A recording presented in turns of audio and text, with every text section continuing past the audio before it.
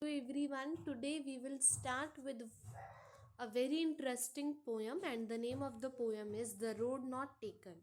It is a poem written by a very famous poet named Robert Frost. So let us begin with the poem. Two roads diverged in a yellow wood, and sorry I could not travel both. And be one traveller long I stood, and looked down one as far as I could, to where it bent in the undergrowth. अब पहले stanza का मतलब क्या है, हमें सबसे पहले ये समझना होगा. Two roads in a yellow wood, इसका मतलब है कि जो सीजन यहाँ पर पोएट जिस सीजन के बारे में बात कर रहा है वो कोई और नहीं बल्कि वो एक ऑटम सीजन. इन दी ऑटम सीजन, यहाँ पर ऑटम सीजन के बारे में बात करी गई है. And sorry I could not travel both. वहाँ पे अच्छा, पोएट एक सिंगल ट्रैवलर है, तो एक सिंगल ट्रैवलर एक टाइम पे दो रोड्स को एक साथ नहीं ट्रैवल कर रहा.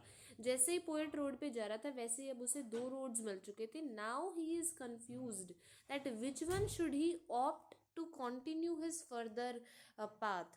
ठीक है, तो now he is very much confuse in it. That is why in an autumn season when he was travelling a road, so that road got diverged into two paths, and now he is confused that which one should he opt. And as a single traveler he cannot travel the both road at the same time. So as being one traveler, long I stood, बहुत देर तक वो सोचता रहा और वो दूर दूर तक देखता रहा. जितना दूर देख सकता था उतना दूर उसने देखा कि कौन से road is better for traveling, to where it bent in the undergrowth.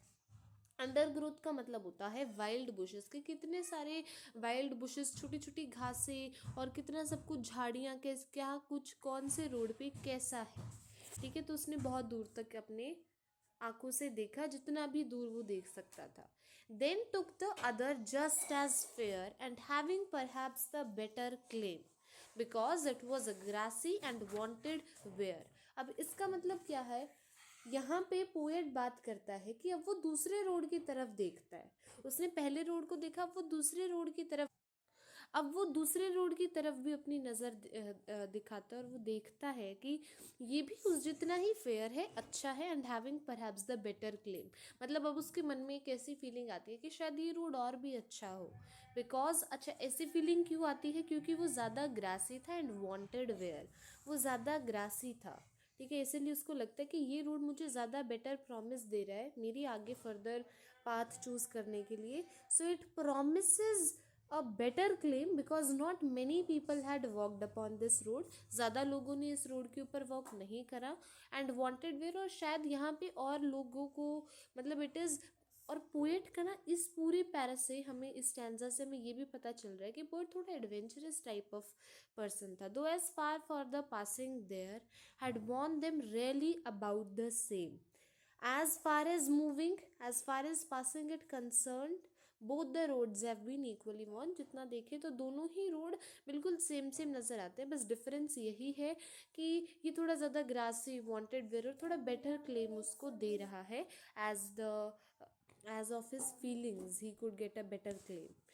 And morning, and both that morning equally lay in leaves no step had trodden black. Oh, I kept the first for another day, yet knowing how way leads on to way, I doubted if I should ever come back.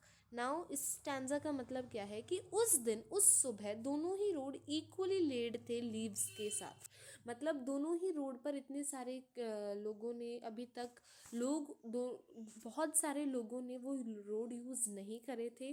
क्यों? क्योंकि leaves पर कोई भी निशान नहीं थे पैरों के कि कोई चल के गया हो. वो I kept the first for another day. इससे हमें ये पता चल रहा है कि उसने सेकंड रोड ऑप्ट करा है और पहले वाला रोड किसी दूसरे दिन के लिए रख दिया. Yet knowing how way Leeds on two way, क्योंकि उसे पता है कि एक वे, मतलब अगर अब चलोगे तो आगे आपको दूसरा राह चलना पड़ेगा, एक स्टेप से दूसरे स्टेप लेना पड़ेगा. ठीक है, आई doubted if I should ever come back. लेकिन उसके मन में फिर भी डाउट भी था कि क्या पता मैं वापस आ पाऊँ भी या नहीं आ पाऊँ. I shall be telling this with a sigh somewhere ages and ages hence. Two roads diverged in a yellow wood, and I took the one less traveled by, and that has made all the difference. अब ये कहता है कि शायद मैं ये सब कुछ शाय के साथ, एक साय के साथ, a feeling where he is not so happy to express. Sai with a deep breath. जब आप दुखी होते हो ना, आप ऐसे कहते हो हाय, आपको you are very much inner, your inner heart is not so, मतलब you're not so happy with that thing, and now you are telling that thing with a sigh. ठीक है, साई हम हमें हमसे कोई कुछ पूछता है, we are not happy to express or tell, तो हम विद अ साई उस चीज़ को थोड़ा डिपिक्ट करके बताते हैं कि आप खुश नहीं हो उस चीज़ को बताते हो. तो I shall be telling with this with a sigh somewhere ages and ages hence. मैं मतलब शायद कई सालों बाद इस चीज़ को एक साई के साथ बताता एक्सप्रेस करता हुआ नज़र आऊँगा कि जो दो रोड्स डाइवर्ज हो रहे थे वुड के अंदर, I took the one less travelled by, मैंने वो लिया जो थोड़ा कम ट्रैवल्ड था, मैंने वो सेकेंड रोड लिया और उसने मेरी लाइफ के अंदर कंप्लीट एक डिफरेंस बना. ठीक है, I think this is the complete poem. I think it is understood by everyone. और ये Robert Frost, a very great poet. ठीक है, रॉबर्ट फ्रॉस्ट इन्होंने इस पोएम को लिखा है. अगर रॉबर्ट फ्रॉस्ट के बारे में कुछ देखा जाए तो ये सैन फ्रांसिस्को में, कैलिफोर्निया में इन्होंने अपना, मतलब ही वॉज बॉर्न देयर. ठीक है, and his father William Frost was a journalist and ardent democrat. ठीक है, and he was, his father got died when he was just of 11 years, about 11 years old. ये full poem, I hope so everybody is understood. I hope so it is clear to everyone. Thank you so much for listening